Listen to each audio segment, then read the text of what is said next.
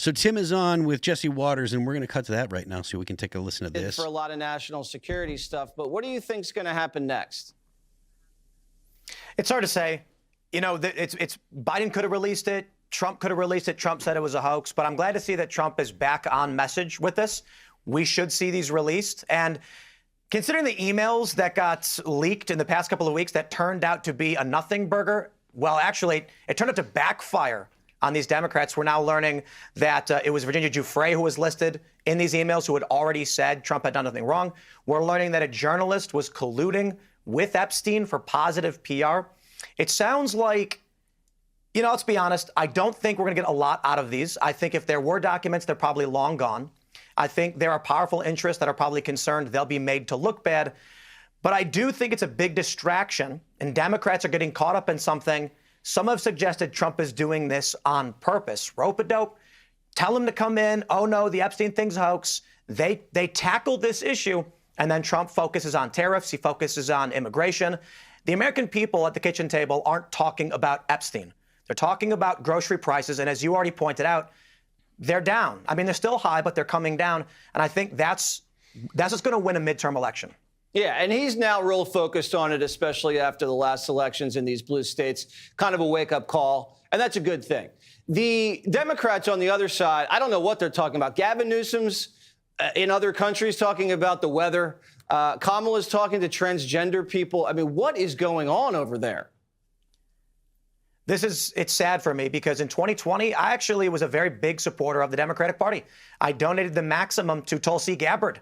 She's now a Republican alongside Trump. I hear Trump talking about tariffs. I understand this. I am a business owner. I own a skateboard company. We make all of our products in America, and I know what it means for an industry to outsource those jobs. And I agree with these tariffs because it's been a godsend for the manufacturing in this country, real Americans to get work, to benefit our culture. And when I look at Democrats, what are they talking about? They've got Mamdani talking about free buses and faster buses. He has no authority to do that. Chuck Schumer is infighting with Democrats, but the socialists are likely going to take over that party. I don't recognize them anymore. And it's strange to me that after all of my years, I'm going to be 40 in a few months, the Republicans are the party of the working class and of the manufacturing jobs. I wish we had real political competition in this country, but we just don't. All right, so it looks like the Republican Party may be competing against the socialists. And it looks like Chuck's on his last legs. And like Gavin Newsom, of all people, is like the one semi-normal Democrat that's like keeping everything at bay. I mean, is this what we're facing?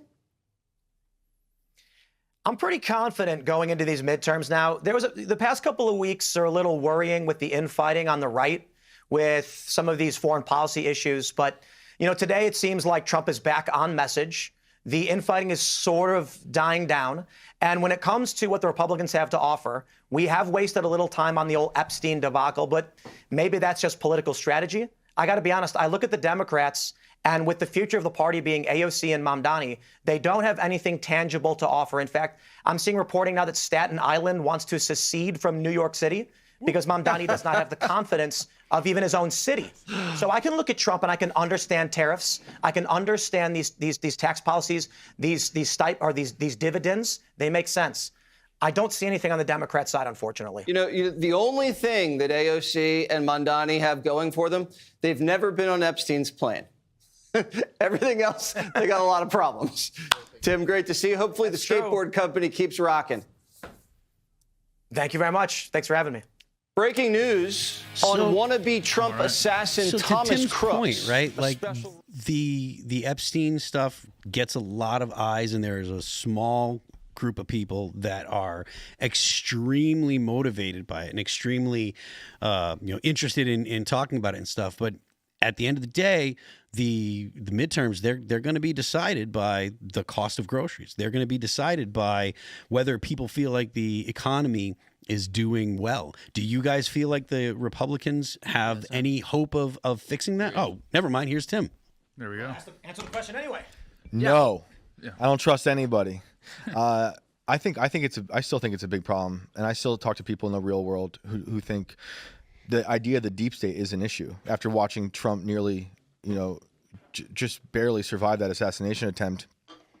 seeing all this deep state work against them with lawfare, and a lot of people voting for Agenda 47, which in part was to dismantle the deep state. I think people, of course, want an economy where they can afford to feed their kids, but they also want to find a way to stop weaponizing the federal government against us. But it's my belief that all that stuff is only important when people feel like they can pay the bills. Yeah, exactly. It's like a this sounds bad, but it's like a luxury belief in some ways. It's like when things are going really well, then you can like start hashing these things out. But like the thing with the Epstein thing, with it being kind of an online thing, is the only time it's ever deployed is when it's being weaponized against people. And yeah, I mean, like, look, the things that Trump has ran on that delivered his victory in 2016 was like immigration, reshoring manufacturing. Like that's always gonna be the bread and butter issues for Americans. And it's like, yeah, the Epstein thing, it's obviously horrific and people want to see it addressed, but it's kind of a niche issue. People online don't realize this, but